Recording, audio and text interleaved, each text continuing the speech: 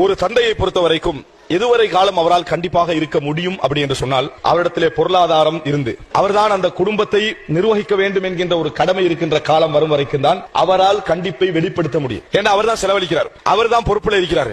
அதனால் அந்த குடும்பத்தை கவனிக்கக்கூடிய முழு ஆற்றலும் அவருக்கு இருக்கும். அந்த கால பகுதியில் தான் அவர் அந்த கண்டிப்பான ஏற்கனவே உள்ள தோரணையில் அவர் இருக்க முடியும். எல்லாரும் அதை கேட்டு நடக்கக்கூடிய நிலையும் அப்பதான் ஏற்படும். ஆனால் ஒரு காலம் வரும், அந்த கண்டிப்பெல்லாம் அவருக்கு கண்டிப்பு அந்த மாதிரியான கடுமையான உணர்வு எல்லாம் இருக்கும்.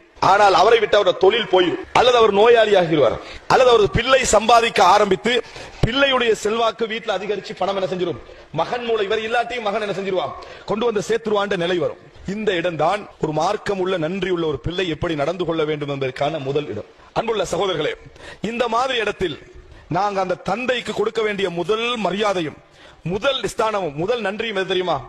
பணம் இருந்த நேரத்தில், இந்த குடும்பத்தை அவர் கவனித்த நேரத்தில், இந்த குடும்பத்துக்கு முன்மாதிரியாக இருந்த நேரத்தில் எந்த அதிகாரம் அவரது கையில இருந்ததோ, எந்த அந்த குரல் தொனி அவரது கையில இருந்ததோ, எந்த தைரியம் அவரது கையில இருந்ததோ, அது முழுதும் அவரை விட்டு போகாத மாதிரி நாம் பாதுகாத்துக் கொள்ள வேண்டும். இதான் முதல் கடமை.